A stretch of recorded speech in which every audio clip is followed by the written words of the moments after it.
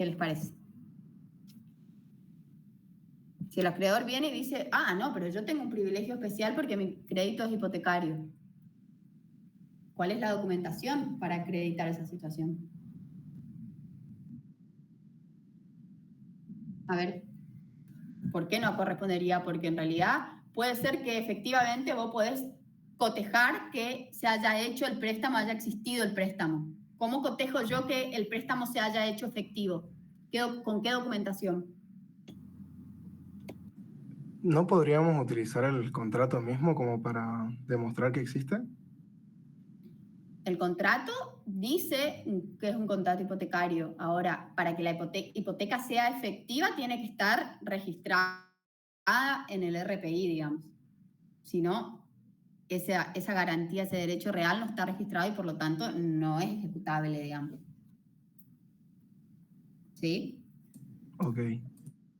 Ojo, estamos yendo a cuestiones muy finitas, pero que hacen a la situación. Este acreedor trajo acompañado la amortización, el contrato de mutuo, la amortización de deuda, el contrato de mutuo para acreditar que efectivamente habían acordado entre las partes la existencia de este crédito. La amortización de deuda, de donde nosotros vemos cuáles eran los vencimientos de las cuotas que tenía que pagar el concursado, ¿sí? Y después trajo también la escritura de la hipoteca para demostrar que no solo era un préstamo que él entregó, sino que aparte era un préstamo hipotecario y por lo tanto tiene un privilegio especial que asienta sobre ese inmueble. De lo contrario, podríamos nosotros suponer que es un préstamo personal, por ejemplo, y los préstamos personales no tienen ningún tipo de garantía y por lo tanto su graduación en materia concursal es quirografario, porque si no tienen ningún tipo de garantía, pasan a ser unos acreedores comunes. ¿Se entiende? Pero, profe, eso figuraría en el contrato y nosotros el respaldo sería la escritura hipoteca. Yo si leo el contrato, yo supongo que si ahí me figura que está respaldado con un inmueble, entiendo en principio que sí, que está afectado, pero no sería así si yo no tengo la escritura. ¿Así sería? A ver, podrías leer que en la escritura, podrías leer en el contrato que dice crédito hipotecario. Podrías leerlo. ¿Cómo te cerciorás vos, síndico, que de hecho sea un crédito hipotecario, que esté inscrito en el RPI y que sea ejecutable ese derecho a garantía? Claro, perfecto, ahí entra la escritura. Ahí entran las actividades del síndico. Entonces, podrías vos, como síndico, pedirle justamente a... Es muy raro que esto suceda, chicos, o sea, los bancos tienen todo un respaldo legal que claramente no es algo que suceda de manera habitual, pero podrías vos pedirle al apoderado del banco, requerirle que presente la escritura de la hipoteca. Podrías, de lo contrario, ver qué está registrado, podrías también ver que está registrado en el concursado.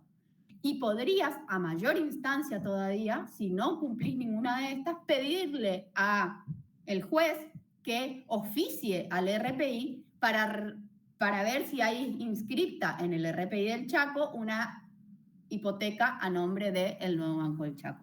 Fíjate todas las actividades que como tareas investigativas puede hacer el síndico. Obviamente que la más fácil sería requerirle a aquel que está pretendiendo cobrar su crédito o graduar su crédito como privilegio especial que aporte la documentación que se supone que va a tener, ¿no es cierto? Pero podrías de 1.000.000 de formas corroborar que ese crédito con privilegio, mejor dicho, que ese privilegio especial exista. ¿Sí? Pero si solamente lo dice, no es una forma de corroborar, porque es inaudita aparte. Es como que yo venga acá y diga, hola, sí, yo tengo un crédito prendario sobre el auto de... Bueno, pero ¿y de dónde surge? Los créditos, justamente los derechos de garantía, la particularidad que tienen es que tienen que estar inscriptos, digamos. Y vos, como síndico, tenés que saber que eso tiene que ser así y que, por lo tanto, cuáles serían las tareas para poder asegurarte que eso se cumpla. ¿Sí? ¿Se entiende, Maxi? Sí, profe, gracias. Bien. ¿Y qué otra cosa trae, qué otra documentación trae el banco? dijimos, la amortización de deuda, el contrato de mutuo, la acreditación en cuenta corriente. La acreditación en cuenta corriente. ¿Por qué te parece, Irina, que trae la acreditación en cuenta corriente? Para ver para demostrar que ellos dieron la plata. Bien. Para demostrar efectivamente, es lo mismo que la tradición de la cosa con el remito, para demostrar que efectivamente la operación financiera en este caso se perfeccionó. Ellos le prestaron la plata y tienen acreditada en su cuenta 60 millones. Del mismo modo, podría yo después, si no me lo presentan, podría yo pedirle los extractos a la concursada y ver que en la fecha que ellos dicen tengo una acreditación. Sí podría, obvio. Pero bueno, en principio se supone que los acreedores son aquellos que están interesados en verificar el crédito y por lo tanto van a traer toda la documentación que respalda ese crédito, digamos, que es toda esta documentación. Si no, el síndico tiene que empezar a desplegar estas tareas investigativas. ¿Bien?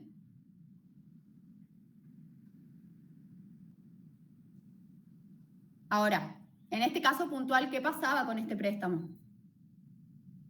Agustín, me parece que vos era el que tenía alguna duda. ¿No era Agustín? Sí, en la consigna dice que el 10 del 1 de 2025 la concursada solicita un crédito hipotecario sobre un terreno de su propiedad por un monto de 60 millones o nada en 24 mensuales consecutivas.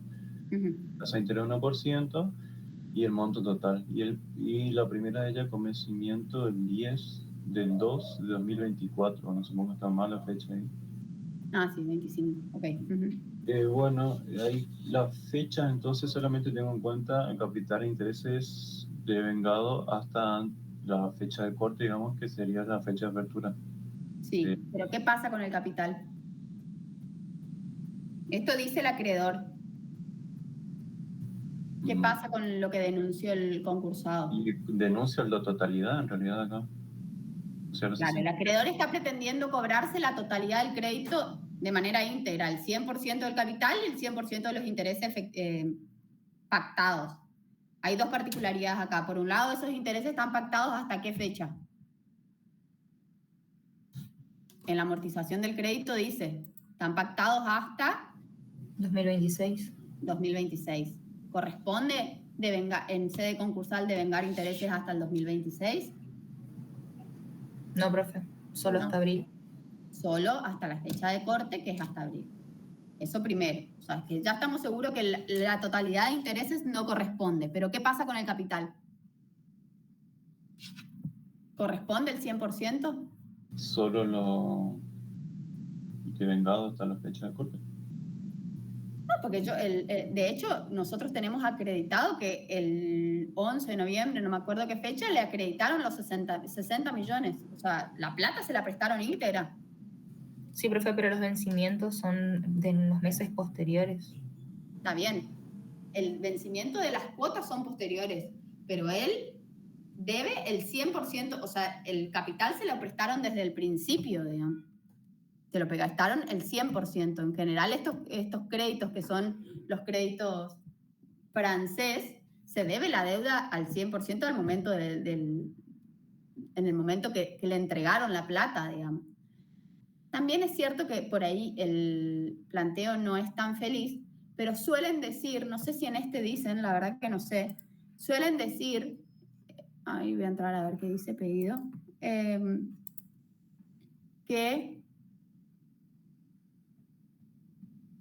no dice, pero bueno. ¿Qué suele suceder? Que en cuanto dejan de pagar una cuota, o dos, o la cantidad de cuotas que establecen, el acreedor está 100% en mora. Y por lo tanto, está en mora del capital total prestado, no exclusivamente de las cuotas que entran dentro de ese, digamos, en este caso serían 2 cuotas o 3 cuotas, digamos. Distinto son los planes de la FIP, donde el plan no cae si vos vas pagando cuotas individuales. Pero en general, en los contratos de mutuos se establece que la mora del deudor en el vencimiento de alguna de las cuotas hace caer automáticamente todo el plan y lo que se debe es el 100% prestado. El 100% prestado menos los pagos que se hayan hecho a cuenta. ¿Y qué nos dice el concursado a nosotros cuando denunció a este creador? Que debe solo una cuota. ¿Que debe solo una cuota o qué? A ver. Dice correspondiente a la cuota número 2, vencida el 10 de marzo del 2025. Vale. Correspondiente a la cuota número 2 vencida el 10 de marzo, impaga, porque la cuota número 1 se encuentra pagada. O sea, lo que dice el concursado es que el acreedor está pretendiendo cobrar el 100% del crédito, pero el concursado dice que él pagó una cuota. ¿Me siguen o no? Sí, sí. Sí, profe. ¿Qué hago yo como síndico? Para corroborar si hay pagos parciales o no. ¿Y ver el movimiento de la cuenta o no, profe? Veo los movimientos de las cuentas, pido el extracto de febrero y marzo y abril y corroboro si hay efectivamente algún pago realizado a cuenta. Suponiendo que este pago efectivamente existe, el pago de la cuota 1, entonces, ¿por cuánto correspondería verificar el crédito? Porque así de paso yo me corroboro también que el resto de las cuotas estén impagas, digamos. Porque podría haber un pago también en marzo que el concursado no lo notificó. Entonces yo voy al extracto y corroboro que efectivamente el pago de la cuota 1 está realizado. Entonces, ¿por cuánto correspondería verificar este capital? Por la cuota 2 y 3. No, volvemos otra vez, Marcelo. No, por el total y le restamos la primer cuota sería. Por el total de la deuda, el capital 100% prestado, el concursado recibió el 100% de la plata, no recibió una parte, recibió el 100% y por lo tanto debe el 100%. No está vencida, pero tiene una causa anterior a la fecha de presentación del concurso ese crédito o no. El vencimiento es posterior, pero ¿tiene una causa anterior a la presentación del concurso? Sí, Sí, profe. sí. Entonces, ¿qué nos dice el artículo 32? Todos los acreedores con causa o título anterior a la presentación del concurso tienen que venir a verificar el crédito.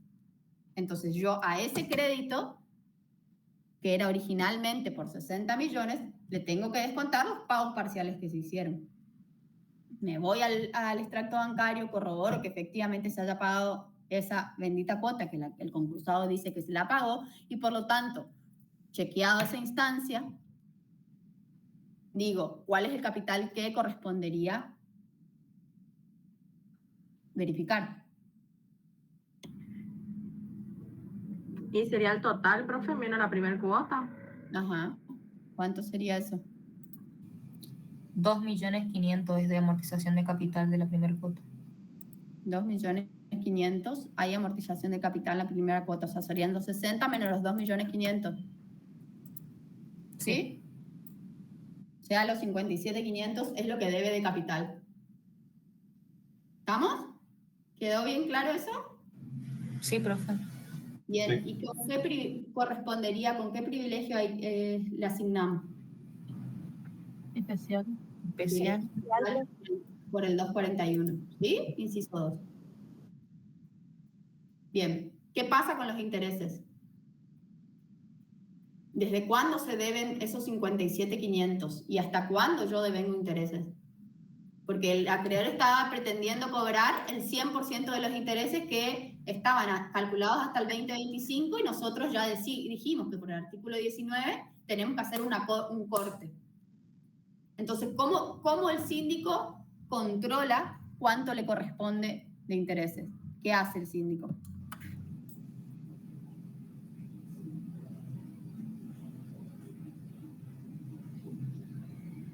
Se tiene que devengar los intereses solo hasta el 1 de abril.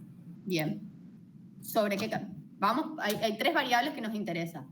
¿Sobre qué capital devengamos los intereses?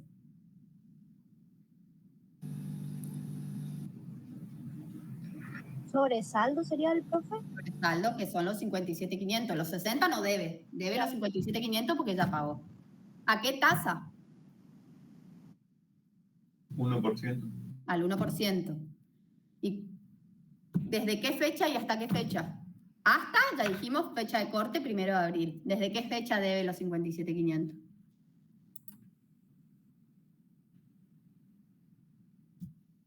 Si yo tengo este cuadro de amortización, ¿desde qué fecha debe los 57.500?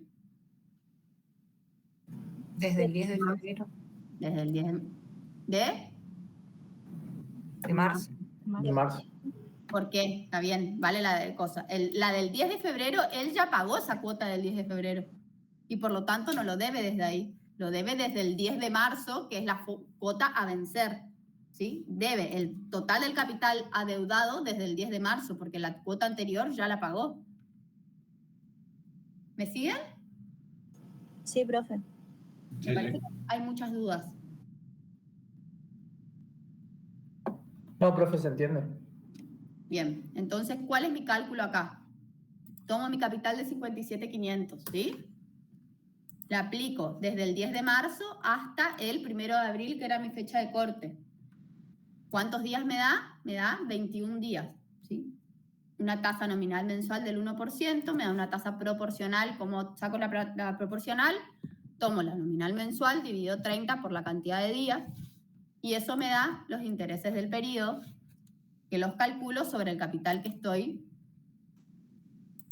pretendiendo verificar, o mejor dicho, voy a aconsejar a verificar, que es la deuda, ¿sí? Entonces a mí mi interés del periodo me da 402.500 pesos. ¿Me siguen? Sí. Bien. ¿Y el arancel corresponde o no verificar?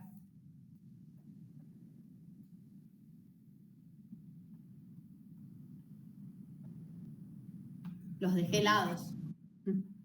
¿Corresponde o no verificar el arancel? Y no es el 10% del salario mínimo vital y móvil, ¿no? ¿No corresponde verificarlos? O sea, sí. Para mí sí.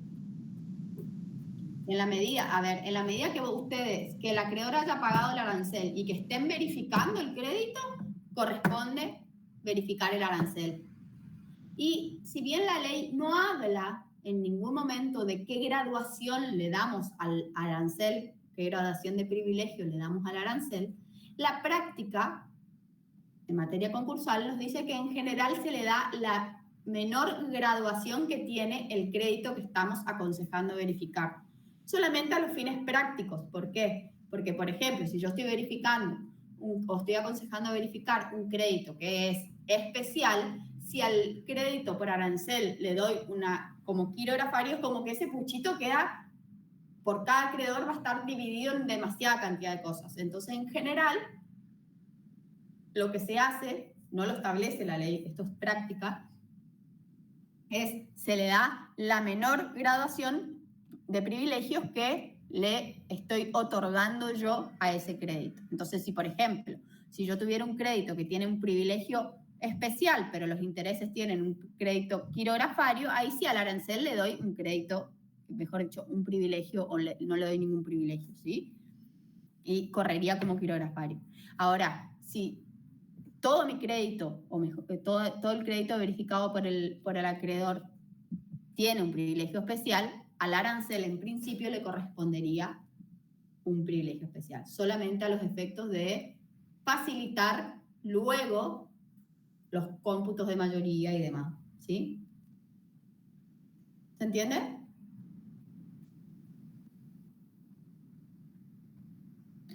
Bien, ¿qué pasa con el...? Ya dijimos que al capital le dábamos el especial por el 241 inciso 2. La cuestión es que el 241 inciso 2 específicamente nos dice el capital. El 241 inciso 2, a ver dónde tengo acá, dice, no es 241 inciso 2, mentí. Inciso 4. Los créditos garantizados con hipoteca, prenda y guarran y los correspondientes a debenturios y obligaciones negociables con garantía especial o flotante. Eso le da crédito con privilegio especial. En principio nos habla de exclusivamente capital. Siempre los créditos en materia concursal tienen privilegio que abarca exclusivamente al capital, excepto que en algún momento la ley exclusivamente le dé también algún tipo de privilegio a los intereses. Entonces, por ejemplo, el artículo 241, inciso 3, le da un privilegio especial a los impuestos y tasas que se aplican particularmente a determinados bienes sobre estos. Entonces, eso alcanza exclusivamente al capital, o sea, a los impuestos y tasas, pero al importe de capital, no al importe de los intereses. Eso es porque la ley es taxativa, no habla en ningún momento, extiende eso a los intereses, entonces en principio solamente los privilegios le corresponden, o la graduación como privilegiados le corresponde solo al capital. ¿Qué pasa en este caso con los créditos con garantía hipotecaria? En el artículo 242 dice que se extienden el privilegio a los intereses de las hipotecas y prendas. Perfecto, genial. El 242, vamos de vuelta. La norma general es los privilegios se le otorgan exclusivamente al monto de capital, excepto que la ley taxativamente extienda ese privilegio también a los intereses. En este caso, la ley taxativamente, en el artículo 242, extiende ese privilegio también a los intereses. Y por lo tanto, a los intereses que nosotros estamos recalculando, le corresponde un privilegio especial por aplicación del artículo 242. ¿Sí? Y entonces, ¿qué pasa con el arancel? ¿Qué graduación le damos? Especial también. Especial también. Esto sí es práctica tribunalicia, ¿sí? Esto no nace de la ley, pero es más bien para simplificar de algún modo el tema de cómputos de mayoría. ¿Sí? Escucho preguntas.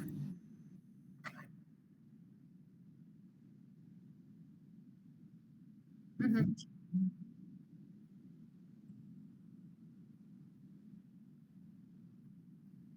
Sí, de hecho lo estamos aplicando, porque fíjate que el acreedor está pretendiendo incluir intereses hasta fechas posteriores, hasta, a ver si veo bien, ¿ves? Los 7.500 que él está, 7.500.000, perdón, que él está pretendiendo son intereses que están calculados hasta enero 2027. Pero nosotros lo que le estamos diciendo es que por aplicación del artículo 19 los intereses se suspenden a la fecha de presentación del concurso. La fecha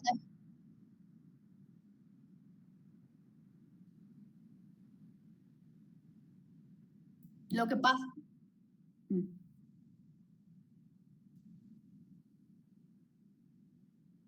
No. Lo que pasa en este caso, el artículo 19, no sé si alguien más pudo leer el artículo 19. Lo que pasa... Sí.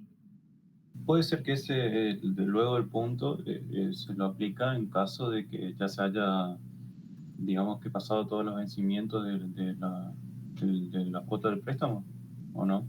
Y a partir de ahí, si el bien, por ejemplo, está evaluado en 60 millones, o 65 millones, mejor dicho, y el capital 60 millones y los intereses son de 7,5 millones, solamente computa hasta 5 millones. ¿Sería? 65 millones. Sería el tope, digamos. A ver, acá pasa dos cosas. Primero, por aplicación del artículo 19, nosotros estamos hablando que el informe individual lo que permite es cristalizar el pasivo a una determinada fecha. Y por lo tanto, evaluamos la totalidad de los créditos a la fecha de corte, que es 1 de abril. Y aplicamos entonces la primera oración del artículo 19 que dice la presentación del concurso produce la suspensión de los intereses que devengue todo crédito de causa o título anterior a ella que no esté garantizado con plena hipoteca. Aplicamos en principio la primera parte de ese artículo, porque lo que nosotros tenemos que hacer es evaluar ese crédito a una determinada fecha de corte. Entonces, en el informe individual nosotros vamos a aconsejar verificar ese crédito por el importe hasta la fecha de corte que nosotros estamos tomando, porque si no, fíjense que vamos a tener un crédito evaluado el 1 de abril, después los créditos hipotecarios evaluados al 25 de marzo del 2026 y cada uno de los créditos evaluados a fechas distintas, claramente no me permite a mí dar una foto real a una determinada fecha. Entonces yo en el informe individual aplico la primera parte del artículo 19. Lo que pasa después es que si bien a los efectos del informe individual yo suspendo los intereses y los calculo hasta la fecha de corte, que es el 1 de abril en este caso, luego estos créditos, como tienen un privilegio, lo que les permite la legislación es, en realidad, esos intereses se siguen devengando. No los incluyo en el informe individual porque estoy haciendo una fecha de corte al 1 de abril, pero esos intereses se siguen devengando y cuando se cobre, vamos a suponer que tenga que hacer una ejecución forzosa de los bienes, ir a una quiebra y demás, no es, ese crédito no va a valer exclusivamente hasta el 1 de abril, sino que esos intereses sí se van a seguir devengando. Distinto es los créditos por garantías comunes que no tienen un privilegio comprenda o hipoteca, donde esos créditos están conformados a una determinada fecha de corte y después ya directamente no devengan de ninguna forma. Acá estos créditos van a seguir devengando, pero yo tengo que evaluarlo a una determinada fecha y mi fecha de evaluación es al 1 de abril. ¿Se entiende? Pero después este acreedor, como es un acreedor hipotecario, se va a poder cobrar los intereses que se devenguen con posterioridad al concurso, siempre que los bienes sobre los cuales hace asiento ese crédito alcancen lo suficiente como para poder pagar esa parte del crédito. Fíjense que la segunda parte del artículo 19 dice: los intereses de los créditos así garantizados posteriores a la presentación, en este caso posteriores al 1 de abril, solo pueden ser reclamados sobre las cantidades provenientes de los bienes afectados a la hipoteca o la prenda. Que me parece que era esto lo que me decía, no sé quién me estaba hablando porque justo estaba viendo la ley, pero es esto. Si el crédito original es de 60 millones por capital, ese crédito por capital, una vez que se venda, vamos a suponer el inmueble, si el inmueble vale o se vende por 40 millones, ese crédito asienta su privilegio sobre ese inmueble y entonces se va a cobrar esos 40 millones de capital y los 20 millones restantes va a ir como quirografario. No es que pierde el crédito, sino que deja de ser un privilegio porque el bien sobre el cual asienta ese privilegio ya se agotó, ¿sí? En el caso de los intereses, estos intereses postconcursales se siguen devengando, pero se los van a cobrar exclusivamente en la medida que el efectivo que produce la venta de ese bien sobre el cual asientan el privilegio sea suficiente para pagarlos. Entonces vamos a suponer, yo puedo tener un crédito de 60 millones como ahora y si bien yo tengo una fecha de corte actual donde valúo en mi informe individual al 1 de abril y digo que estos intereses corresponden al 1 de abril por 402.500, ¿sí?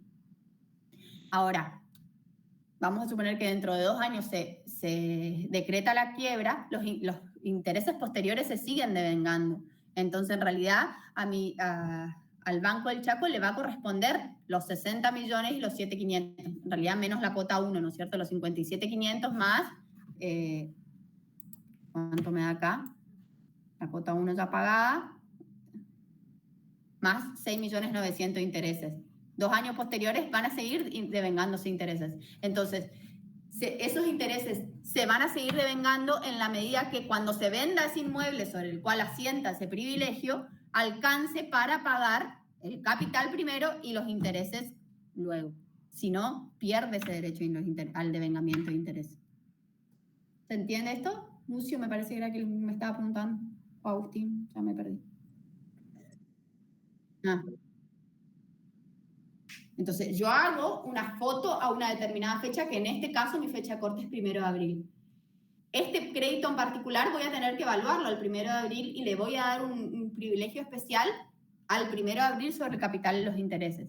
Los intereses posteriores se siguen devengando y se van a cobrar sobre el producido de ese bien en la medida que ese bien, que lo producido, alcance para cancelar capital más interés. Bien. ¿Alguna otra pregunta o alguna otra duda que haya surgido?